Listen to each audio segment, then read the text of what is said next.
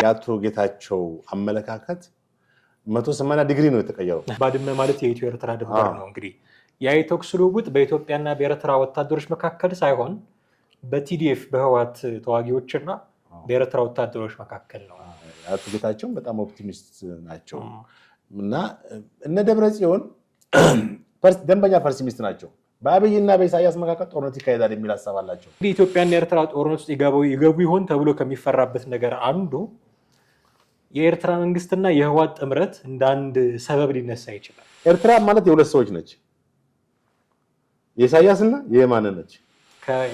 የኤርትራ መንግስት ህወሓትን ተጠቅሞ ኢትዮጵያን ለማተራመስ ፍላጎት አለው። እንዳልኩት ኤርትራ መንግስት ሲወረር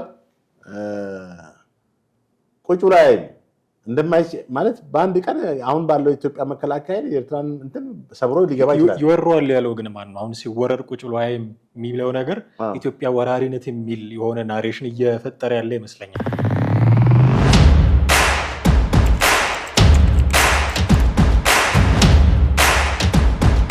ሰላም እንዴት አላችሁ? ውድ ቤተሰቦቻችን ዘኢትዮጵያን እየተከታተላችሁ ነው። ጥላሁን አክሊሉና ማደገፋ ከእናንተ ጋር ቆይታ እናደርጋለን።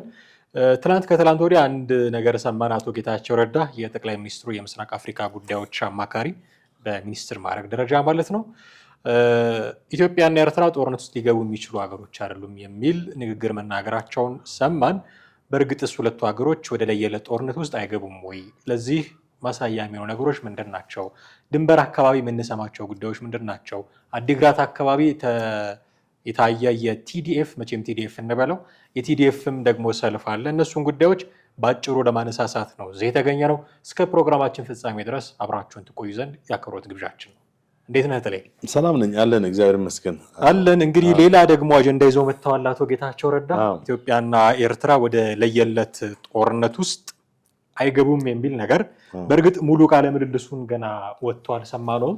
አንድ ለአልጀዚራ ጋዜጠኛ ነው ይሄንን የተናገሩት አቶ ጌታቸው ረዳ።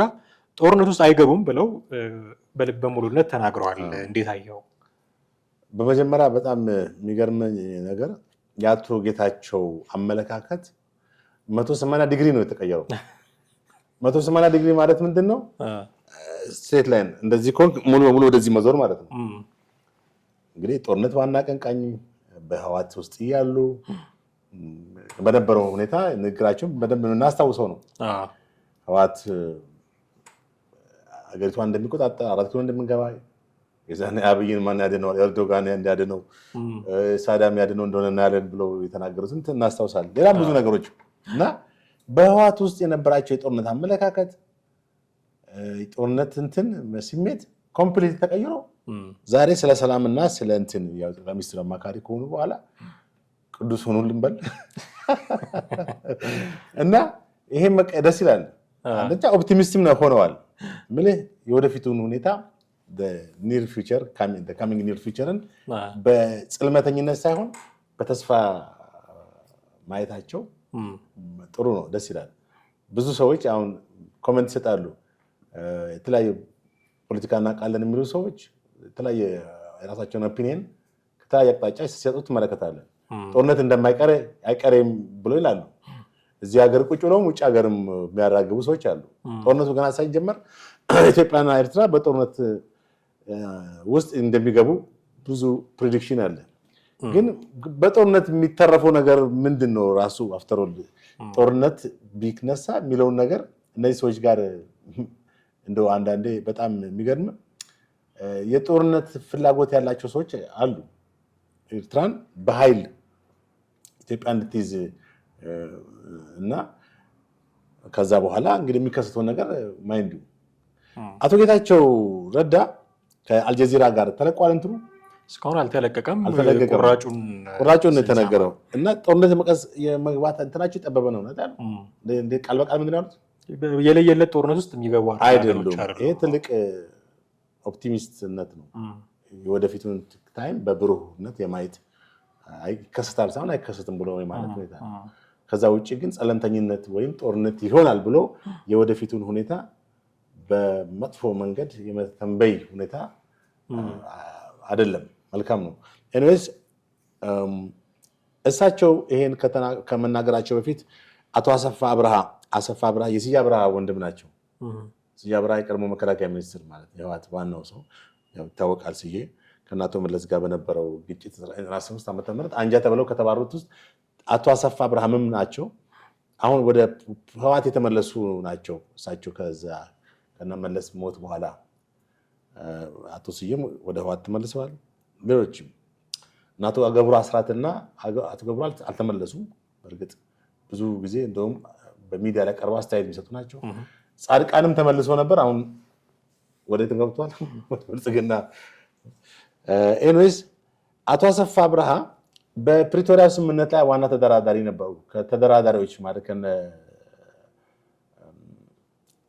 ጌታቸው ጋር እና ከቢቢሲ ጋር ባደረጉት ቃለ መጠይቅ ጦርነት የመቀስቀስ እድሉ ጠባብ ነው ያሉት። አቶ ጌታቸውም በጣም ኦፕቲሚስት ናቸው እና እነ ደብረጽዮን ደንበኛ ፐርሲሚስት ናቸው። በአብይና በኢሳያስ መካከል ጦርነት ይካሄዳል የሚል ሀሳብ አላቸው። የሚገርም አቶ አሰፋ አብርሃ የተናገሩት ነው ቢቢሲ ላይ ነበርኩት እና በቅርቡ ነው እንደውም በቅርቡ ኢትዮጵያ እና በኤርትራ መካከል ጦርነት ይካሄዳል የሚል እንትን አላቸው። እንደሚታወቀው እንግዲህ በአንድ በኩል መንግስት የኤርትራን ጉዳይ በተለይ ከቀይ ባህር ጋር በተያያዘ ከባህር በር ኢንተረስት ፍላጎት ጋር የማግኘት እንትን ጋር በተያያዘ ብዙ ነገሮች ተብለዋል። ብዙ ሰጣ ገባዎችም ብዙ የቃላት እንትኖች መልሶች ተካሂዷል። የውጭ ጉዳይ ሚኒስትር ብዙ ስሞታ አቅርበዋል በኤርትራ መንግስት ጸብጫሪነት ላይ። እንደገና ጽምዶ በሚል በኤርትራ መንግስትና በህወሓት መካከል ህብረት ማለት የአንድነት ፈጥረው ኢትዮጵያን የመውረር ኢትዮጵያን የመምታት ማጥቃት ሁኔታ ላይ ለተባበሩት መንግስታት ዋና ጸሐፊ አንቶኒዮ ጉተሬስ ጽፈዋል። የውጭ ጉዳይ ሚኒስትር መስሪያ ቤት የኤርትራ መንግስት በበኩሉ በራሱ ደግሞ ኢትዮጵያ ጸብጫሪነትን እያስተያለች ነው። የባህር በር ፍላጎቷን አስታካ ኤርትራን የመውረር ፍላጎት አላት እና በሚል በተደጋጋሚ ለተባበሩት መንግስታት ክስ አቅርቧል። እንደውም ባለፈው ይባስ ብሎ ኢሳያስ ግብጽ ሄዶ እንደተነጋገሩ እንግዲህ ኦፊሻሊ የታወቀ ነገር ማለት ያው ዞሮ ዞሮ ሌላ የሚናገሩት ነገር የለም። በዚህ ጉዳይ ነው ኢትዮጵያ ልትወረኝ ነው ምናምን በሚል ነው ያልነሱ። አልሲሲ ምን ያለው አይዞ አብሽር ምናምን ሊሏቸው ይችላል። እና እንግዲህ በዚህ በቀጠናው ላይ በዚህ በጣም አደገኛ የሆኑ አዝማሚያዎች ወደ ጦርነት ሊያስገቡ የሚችሉ እንቅስቃሴዎች ናቸው በስፋት ተስተዋውለዋል። ከዛ በተጨማሪ በኢትዮጵያ መከላከያ ኃይል ትላልቅ ጀነራሎችና የጦር መኮንኖች የሚገልጹት እንትን አሰብን እንይዛለን ምናምን እሱም ራሱ የጦርነቱን ጀስት ሊከሰት ይችላል የሚል ነገር የበለጠ ያጎለዋል። ነገር ግን አሁን አቶ ጌታቸው የጠቀሱት ነገር አይከሰትም፣ የመከሰት ደግሞ በጣም ያነሰ ነው። አቶ አሰፋ አብርሃምም ይሄን ነው የተናገሩት። ከዛ በፊት ደግሞ ሌላ የተናገረ ሰው አለ፣ አምባሳደር ኃይሌ መርቆሪዎስ። አምባሳደር ኃይሌ መርቆሪዎስ ይሄ ከኢሳያስ ኤርትራዊ ናቸው። በተባበሩት መንግስታት የፖለቲካ ጉዳዮች ምክትል ፕሬዚዳንት ምክትል ጸሐፊ ነገር ናቸው። ከፍተኛ ስልጣን ያላቸው በተባበሩት መንግስታት ላይ። እሳቸውም የኢሳያስን መንግስት በጣም ይቃወማሉ። 50 ግሩፕ የሚባሉ ውስጥ ነበሩ። 15ቱ ኢሳያስ አባሯቸዋል። ማለት ኢሳያስ አሁን ፈላጭ ቆራጭ እንግዲህ እሱ ነው እንደምታውቀው። ካቢኔ የለው፣ ፓርላማ የለው፣ ምን የለው፣ ምርጫ የለ። አገሪቷ ላይ ፈላጭ ቆራጭ በቃ ኤርትራ የራሱ ንብረት ነች ማለት ነው። የማን ነች? የኢሳያስ ነች። በኤርትራ ጉዳይ ላይ ማንኛውም ነገር ከፈለግ የኢሳያስን ነው እንጂ ማንም ማናገር አትችልም። ቀጥሎ ያለው ማን ነው? ከኢሳያስ ቀጥሎ የማነ ገብረ መስቀል ነው የማስታወቂያ ሚኒስትሩ። በቃ ኤርትራ ማለት የሁለት ሰዎች ነች፣ የኢሳያስና የየማነ ነች። ከነሱ ውጪ ምንም ሚኒስቴር የለ ወላ ምን የለ አይደለ? ካቢኔ የለው ምን የለው። አሁን ኢትዮጵያ ማን ነው እኚህ አምባሳደር ኤርትራና ኢትዮጵያ ግጭት ውስጥ የሚገቡ እንዳይደሉ ለባህር በር ብሎ የሚካሄድ ጦርነት እንዳይሆን፣ ነገር ግን ግጭት ውስጥ ከገቡ በሁለቱም በኩል ከባድ ጉዳት ይመጣል። ምናልባትም በሰው አውሮፕላን ድሮን ምናምን በመጠቀም ለኢትዮጵያ መንግስት ነው ያስጠነቀቁት። ጦርነቱን በአጭር ጊዜ ይፈታሉ ማለት የማይሆን ነገር ነው። ምክንያቱም ኤርትራ ጥቃት ሲደርስባት ትንሽ ሀገር እንደመሆኑ መጠን ድረሱልኝ ተወረርኩኝ ብላ ለዓለም አቀፉ ማህበረሰብ ለተባበሩት መንግስታት ድርጅት እና ለአፍሪካ ህብረት ለተለያዩ እንትኖች ማመልከቱ አይቀርም። በይበልጥም ደግሞ ለሳውዲ እና ለግብፅ በአይነቁራኛ የአሰብን ጉዳይ የኤርትራን ጉዳይ አሁን ግብፅ እንግዲህ ከህዳሴው ግድብ ጋር የተነሳ በዋነኛ ጠላታችን ነች አይደለ? ታሪካዊ ጠላታችን ነች። በጭራሽ ከግብፅ ጋር የምታረቅም የመደራደርም ፖዚቲቭ የሆነ ሪሌሽንሽፕ መፍጠርም የማይቻልበት ደረጃ ነው ያለው። ያው ምክንያቱም ግብጾች ሁልጊዜ የሚያላዝኑበት እንትን አንድ አይነት ነው አሁንም ድረስ ማለት ነው። ወደፊትም ሳውዲ ደግሞ በዚህ በቀጠናው ላይ ኢንተረስት አላት። ከማንስሙ አሰብ ላይ አይደል? አሰብን ሪኮንስትራክት አድርገዋለች አይደል? ፍላጎቶች አሏት ሳውዲ ብቻ ሳትሆን እና ዩናይትድ አረብ ኤሚሬቶች ሌሎችም ለምን ከቀይ ባህር ጋር የሚዋሰን ስለሆነ ያ በጣም የናሽናል ኢንተረስት እንትን ነው። ኢትዮጵያም እኮ ናሽናል ኢንተረስቷን ነው ኖት ኦንሊ የባህር በርን በመጠቀም ወደብ ሸቀጦችን ለማስገባትና ለማስወጣት ከሴኩሪቲ አንፃር ስትራቴጂያዊ ቦታ ነው። እዛ በ14 ሀገራት ሀያላን ሀገራት ዲፕሎይ ጦራቸውን ያሰፈሩበት ነው። ለምን ቀይ ባህር የዓለም ዋነኛው የመርከብ መመላለሻና ትልቁ የንግድ መስመር ነው። ትላልቅ ኬብሎቻቸውን የዘረጉት ቻናሎች እነዚህ ሶሻል ሚዲያ ዩቲዩብ ምናምን የኢንተርኔት ኬብል በዛ ስር ነው። አሁን ሰሞኑን ተደጋግሞ የሚነገረው ነገር ምንድን ነው? ኬብሉ እንኳን የሆነ አደጋ ቢደርስበት ኢትዮጵያ ቴሌኮሙኒኬሽን ምንም ምክንያቱም ኢትዮጵያን እንትን ጥቅም ሊያስከብር የሚችል ኢትዮጵያ ሰራዊት የለም፣ ባህር የለም አካባቢ ላይ ገባ። አንድ ጠላት መጥቶ ወደ ኢትዮጵያ የሚመጣው መስመር ዲስኮኔክት ቢያደርገው በቃ ቴሌኮሙኒኬሽን ቁጭ ያለ ማለት ነው። እንግዲህ ቴሌኮሙኒኬሽን ቁጭ ያለ ማለት በሀገሪቷ ላይ ያለው ኤርን የሚያደርገው ገቢ በአንድ ቀን ምን ያክል ሚሊዮን ብሮች ታውዘንድ እንትኖች እንደሆኑ አስብ። አሁን እኚህ አምባሳደር ለኤርትራ መንግስት ጠቅላይ ሚኒስትር አብይም ደብዳቤ ጽፈዋል መሰለኝ እና ምክንያቱም የጦርነቱ ከተነሳ የሚያስከትለውን ጉዳት ነው። ቅድም እንዳልኩት ኤርትራ መንግስት ሲወረር ቁጭ ላይ ማለት በአንድ ቀን አሁን ባለው ኢትዮጵያ መከላከያ የኤርትራን እንትን ሰብሮ ሊገባ ይችላል። ይወረዋል ያለው ግን ማን ነው? አሁን ሲወረር ቁጭ ብሎ የሚለው ነገር ኢትዮጵያ ወራሪነት የሚል የሆነ ናሬሽን እየፈጠረ ያለ ይመስለኛል።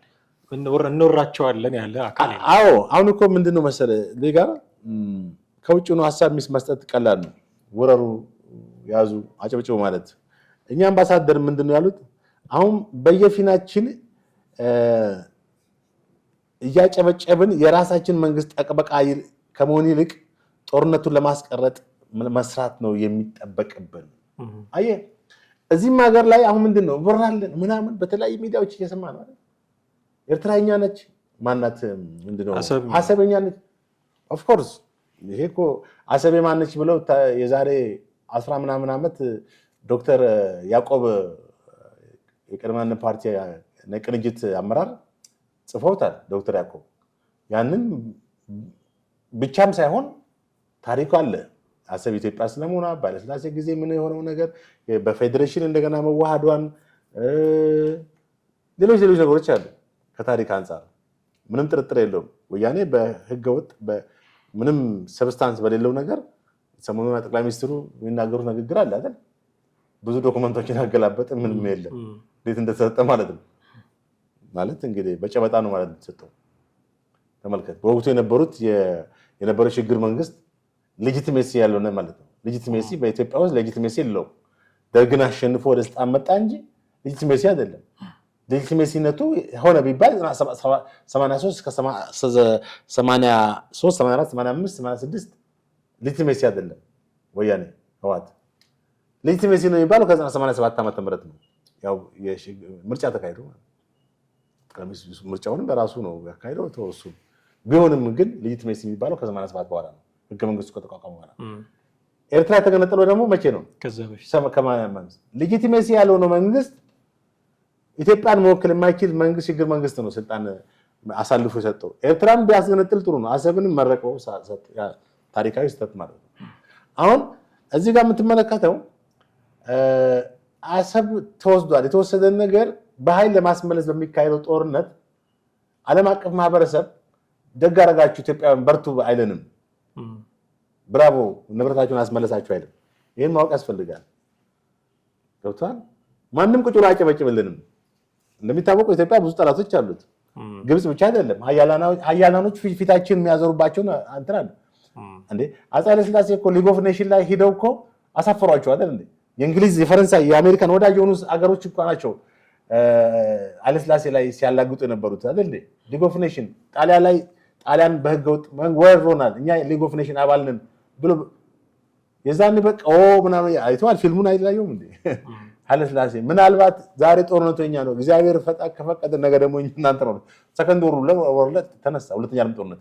እንግዲህ ጥሌ በአቶ ጌታቸው ረዳም እናንተ ባነሳቸው ሌሎችም በነ ስዬ አብርሃም በነ ማናቸው መንቆሪዎስም ላይኖር ይችላል ጦርነቱ ካለ አጥፊ ነው የሚለው ጉዳዮች ተነስተዋል። የአቶ ጌታቸው ረዳን ሀሳብ የሚያጠናክር የሚመስለኝ ትላንትና አንድ መረጃ ሳነብ ነበረ፣ አንተም አይተኸዋል። ባድመ ላይ የተኩስ ልውውጥ ነበረ። ያ የተኩስ ልውውጥ ባድመ ማለት የኢትዮ ኤርትራ ድንበር ነው። እንግዲህ ያ የተኩስ ልውውጥ በኢትዮጵያና በኤርትራ ወታደሮች መካከል ሳይሆን በቲዲኤፍ በህወሓት ተዋጊዎችና በኤርትራ ወታደሮች መካከል ነው።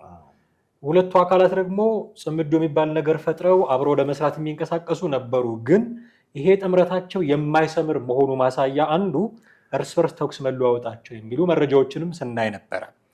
እንግዲህ ኢትዮጵያና የኤርትራ ጦርነት ውስጥ ይገቡ ይሆን ተብሎ ከሚፈራበት ነገር አንዱ የኤርትራ መንግስትና የህወሓት ጥምረት እንደ አንድ ሰበብ ሊነሳ ይችላል። የኤርትራ መንግስት ህወሓትን ተጠቅሞ ኢትዮጵያን ለማተራመስ ፍላጎት አለው የሚሉ ክሶች አሉ እንደምታውቀው። ያ ነገር አሁን ባድመ ላይ በምናየው የተኩስ ልውውጥ ፌል የሚያደርግ ከሆነ ይሄ ጽምዶ የሚባለው ነገር የማይሳካ ከሆነ ወደ ጦርነት የሚሄዱበትን መንገድ ወይ ደግሞ ምክንያቶች በአንድ ቀነሰ ማለት ነው። ስለዚህ እነ ስዬ አብርሃም እነ አቶ ጌታቸው ረዳም በዚህ ልክ ጦርነት አይነሳም ብለው መገመታቸው፣ ቅድመ ግምት መስጠታቸው በእርግጥም ተጨባጭ የሆነ ነው ወይ የሚል ነገር እንድናነሳ ያደርጋል። ትክክል። አሁን በቲፒኤልኤፍ ውስጥ የስዬ አብርሃ ወንድም አቶ አሰፋ በሁለት በሶስት የመሰነጣጠቅ ሁኔታ አለ። አሁን ቲፒኤልኤፍ አንድ ማዕከላዊ ሁኔታ ውስጥ አይደለም ያለው እንደምታውቀው። የነጌታቸውን ቡድን አባሯል ኦልሬዲ። ያም መፈንቅለ መንግስት ወይም መፈንቅለ ክልላዊ መንግስት ነው የተካሄደው። መፈንቅለ ጌታቸው ረዳ በለው እና ጌታቸው ረዳን ብቻም ሳይሆን ከሱ ጋር የነበሩትን ሰዎች ሁሉ ኦፍኮርስ ምልክቱ እሳቸው ስለሆኑ ከስልጣናቸው እንዲወገዱ አድርገው አሁን ሌላ ኃይል ማለት ጀነራል ታደሰ ወረደ ኃይል ነው ያለው። ከነ ጀነራል ታደሰ ወረደ ደግሞ ሌላ ያልፈነገጠ ኃይልም እንዳለ ትመለከታለህ። ራሱ መግለጫ የሚሰጥ ራሱ በቤት ህዝብ ሰብስቦ እንትን የሚል ይሄ ደግሞ ማን ነው? የነ ጀነራል ምግበ ኃይል ቡድን ነው። ምግበ ኃይሌ ባለፈው ሳምንት አንስተነዋል። ጀነራል ምግበ ኃይሌ ማን ነው? ራሱ ተሮን እንግዲህ ታሪኩን በአንድ ተናግረናል። ያን ምግበ ኃይሌ ምን ያክል ነውጠኛ የሆነ ጀነራል እንደሆነ እዚህ በነበረበት ወቅት የተለያየ የጦር ክፍሎችን ይመራ የነበረ በኦጋዴን በሁርሶ የተለያየ ኮሌጅ የመከላከያ ኮሌጅ ስታፎችን ሁሉ በዲንነት በዋና ዲንነት ሲመራ የነበረ በቢዝነስ ውስጥ የገባ ማለትም ዘነበ ወርቅ አካባቢ 2 ፎቅ አለው ነው የተባለው። እንግዲህ አንዱ ባለ 6 አንዱ ባለ 12 ፎቅ በትግራይ ውስጥ ትልቅ የቢዝነስ ነገር ቢዝነስ ረን የሚያደርግ ከነዚህም ውስጥ ወርቅን በኮንትሮባንድ የሚሸጥ መድኃኒትን በስሙ እና በወንድሙ ስም አድርጎ እንትን የሚል ወደ ኤርትራ ወደ ሱዳን ወደ አረብ ኤሚሬት የሚያከፋፍል በህገወጥ መንገድ የሚያስወጣ ትልቅ ሚሊዮነር ሰው ነው። ይሄ ሰው ዛሬ በህወሓት ውስጥ ትልቅ ፈላጭ ቆራጭ ሆኗል። በአክሱም ላይ የኢትዮጵያ የአክሱም የትግራይ ጀግና ነው ጀነራል ናችሁ እናንተ ሁሉ ብሎ ያለ ሰው ነው። እንግዲህ ሰማያልከት እንዴት ነው ሲቪል ሰዎች ጀነራል የሚሆኑት? አዲስ አበባ ምንም ያተማርኩት ነገር የለም ሁሉም ትምህርት ያገኙት ትግራይ ነው ከሚል አስተሳሰብ ተነስቶ ያንን ያደረገ ነው። ይሄ ብቻም አይደለም፣ ብዙ ነገሮችን እየቀሰቀሰና እያደራጀ ያለ ነው። ስለዚህ አሁን በትግራይ እና በኤርትራ ሰራዊት መካከል በባድመ ጦርነት ተነሳ። አንድ ነጥብ ነው። ከዛ በፊት የምናውቀውና የሰማነው ነገር በውጭ ጉዳይ ሚኒስትር ለተባበሩት መንግስታት የቀረበው ሀሳብ ምንድን ነው? ጽምዶ የሚባለው የኤርትራና ኤርትራዊ መንግስት አንድ ላይ የትግራይ ክልላዊ መንግስት እና የኤርትራ መንግስት ጽምዶ በሚል መደራጀታቸውን በኢትዮጵያ አገነስቱ ኢትዮጵያን ገቨርንመንት ነው አይደል የተባለው። ሁለቱ የሚጋጭ አይደለም፣ የሚጋጭ ነው። አየህ ይሄ የሚጋጭ የመሰለው ምንድነው? ህወሓት ውስጥ ራሱ ሁለት የኃይል አስተላለፉ የተለያየ ስለሆነ ነው። የነ ታደሰ ወረደ ቡድን አሁን በስልጣን ላይ ያለው ምናልባት ሰላም ይፈልግ ይመስለኛል። እዚህ ቅድም አቶ አሰፋ ቃል አቀባይ አቶ ሰፋንም እንትን አቅርበናል አይደል? አማኑኤል አሰፋ ብዙ ችግሮች አሉ ኤርትራን ውስጥ ማነው ትግራይ ውስጥ። ነገር ግን እያንዳንዱን ችግር ብናንሳ ብንል ጦርነት የሚጋብዙ ናቸው። ግን ጦርነት መፍትሄ አይሆንም ብለዋል። አየህ ይሄ የነ ታደሰ ወረደ ሀሳብ ነው። ነገር ግን ደግሞ ይሄንን ጽምዶ የሚደግፈው ደግሞ ኃይል አለ። ማን? እነ ምግበ ኃይሌ እነ አሰፋ ወልደ ጊዮርጊስ ወዲ ማን ነው የሚባለው? አዎ እና እንደገና ደግሞ አንደኛው ደግሞ አቶ ዮሐንስ የሚባል ማን ጀነራል ዮሐንስ። እነዚህ ደግሞ አሉ። እነዚህ ጌታቸው ከስልጣን ያባረራቸው ናቸው። ማሾ በየነም እና የሚባል ደግሞ አለ ጀነራል። ስለዚህ አሁን የኃይል አስተላለፉ አንድ መሪ የለውም ማለት ይቻላል፣ ወይም አንድ እንትን በላይ እንትን የለውም ማለት ይቻላል። ቲፒኤልኤፍ የተለያዩ አፍሌሽኖች ተፈጥረዋል ማላቸው። በማን ፍቃድ ነው የትግራይ የአክሱምን ህዝብ በዛ አይነት ሁኔታ ያቀሰቀሰው? እንትና ምግቤ አክሱምን ህዝብ ታሪክ አክሱምን ሐውልት ከአክሱም ጽዮን ቤተክርስቲያን ጋር አገናኝቶ ታሪካዊ ህዝቦች እንደዚህ ነን ጀነራሎች ናችሁ ብሎ ያለ ሰው ነው። አይታ አንተን ጀነራል ብዬ በምን ማስፈርት ነው? እንደዛ ነው ያለው። አሁን በሁለቱ መካከል አሁንም ቅራኔ መኖሩን ትመለከታለህ። ሪያሊቲ የነ ምግብ ሀሳብ ደግሞ ምንድነው? ያ ቅራኔ ጠፍቶ ኮአሊሽን ሁለቱም አንድ ኤርትራ መንግስትና ትግራይ አንድ የሚሆን ፍላጎት ኢንተረስት አለ። ከፖለቲካል ፐርስፔክቲቭ አንፃር ይሄን ነው የምትረዳው። ምክንያቱም ጽምዶ ለምን ተፈጠረ? እዚህ ጋር ደግሞ ጽምዶ ከተፈጠረ በኋላ ኤርትራና ትግራይ ለምን ይዋጋሉ የሚሆን ትመለከታለህ። ስለዚህ አፍሊሽኖች ተፈጥረዋል፣ አንጃዎች ተፈጥረዋል። በህወሓት በራሱ አንዱ አንጃ አንፈልግም ሰላም ነው የምንፈልገው የሚል የህወሓት ቡድን አለ። አንደኛው አንጃ ደግሞ ምን ያባቱ ሰላም ነው፣ እነዚህ ወርቅ ዘራፊዎቹ ማለት ነው ነጋዴዎቹ እነ ጀነራል ምግበ ከኤርትራ ጋር ጽምዶ የሚባል ምክንያቱም ጽምዶ በአባቱ ኤርትራዊ ነው። በእናቱ የኩናማ የሚባል ብሔረሰብ አለ እዛ ወደ 250,000 አካባቢ ነው። ዞሮ ኩናማ በትግራይ ክልል ውስጥ ነው ያለው። በኤርትራም አለ መሰለኝ ሰማው እንደ አፋር ማለት ነው። በዛም ሊኖር ይችላል። ስለዚህ በዚህ የምትመለከተው ምንድነው? በትግራይ ውስጥ በህወሓት ውስጥ በሁለት ወይ በሶስት የተከፈለ ኃይል እንዳለ ነው። መጀመሪያው ኃይል የነጌታቸውን ካስት አድርጉት አባሩት በፈንቅለ ጌታቸው አድርገው አሁን ደግሞ ባሉትም ራሱ ላይ እነ ምግበ አሁን ጉልበት አመጥተዋል። በጣም ፓወር ነው ዮሐንስ። እነዚህን ኃይሎች እነ ዮሐንስን እነ ጀነራል ፍስሐን ቀድሞ ጌታቸው ከስልጣን እንትን ብሏቸው ነበር፣ ግን በጦሩ ዘንድ ተቀባይነት አላገኙም። በጦሩ ዘንድ በጣም እውቅና ያላቸው ናቸው። ሌላው ደግሞ አርሚ 50 ነው የሚባለው። አርሚ 50 የዛሬ 3 ሳምንት ነው 4 ሳምንት አካባቢ ህዝባዊ ሰላማዊ ሰልፍ አድርጓል። የደሞዝ ጭማሪ ምናምን ጥቅማ ጥቅም እንደገና መሬት ቦታ ይሰጣቸዋል ፕሮሚስ ተገብቶላቸው ነበር ጦርነት ሲገቡ። ህወሓት እንግዲህ ይሄ ሰጣለ ጦርነት ተዋጋ ምትል ፓርቲ ነች፣ ምትል ድርጅት ነች። በጣም ያስቃል። እና ያ አልተፈጸመላቸውም። በአሁኑ ሰዓት እኮ ትግራይ ውስጥ በጣም በብዙ ሺዎች የሚቆጠሩ እግራቸው ተቆረጠ፣ እጃቸው ተቆረጠ፣ በጦርነት ሁሉ አካል ጉዳተኛ ሞልተዋል። እኔ ያየሁት መች መሰለህ ህወሓት የተመሰረተችበትና 48ኛ ዓመት ሲከበር በዊልቸር የሚንቀሳቀስ ጠቅላላ ያደረገ ያ ሁሉ እንግዲህ ጦር ጉዳተኛ ነው። አንደኛ በ17 ዓመት ጦርነት ውስጥ የተጎዳው፣ ሁለተኛ በኢትዮ ኤርትራ ጦርነት፣ ሶስተኛ አሁን በአሁኑ ጦርነት ተመልከት። ይሄ ሁሉ እና እነዚህ የጀነራል እንትኖች ምግበ እንደሚታወቀው ኢትዮጵያ መንግስት መከላከያ ሰራዊት ራሱ ከሶታል። ፋኖን ያደራጀ ነው እንትን እያለ ነው ብሎ ምግበ ግን ከአንድ ዩቲዩብ ጋር ኢንተርቪው አድርጎ በጭራሽ ስህተት ነው ምናምን አለ። ከደሙ ንጹህ ነኝ ብሎ ከደሙ ንጹህ ነኝ ታዲያ አደርጋለሁ ሊል ነው። ሌባ እንኳን እኮ ዳኛ ፊት እኮ ሽምጥጥ አድርጎ ነው የሚክደው። አላየሁም አልሰረኩም ነው የሚለው። ታስል ግን እዚህ ጋር ያነሳው ነጥብ አለ። አዎ አሁን ከዚህ ባድመ ላይ ከተከፈተው ተኩስ የኤርትራ ወታደሮችና ቲዲኤፍ ከከፈቱት ተኩስ በተጨማሪ ደግሞ አዲግራት ላይ ሰልፍ አድርገዋል። ባለፈው ሰሞን መቀሌ ላይ ነበረ የተደረገው መንገድ ዘግተው የጦሩ የህወሓት ሰራዊት አባላት መቀሌ ላይ ነበረ የሚያደርጉት የአየር መንገድ ሁሉ ዘግተው ብዙ ነገር ተፈጥሮ እንደነበር እናውቃለን። አሁን ትናንት የሰማነው መረጃ ምናልባት ኤዲተራችን ያስኬድልናል ምስሉን ለተመልካቾቻችን።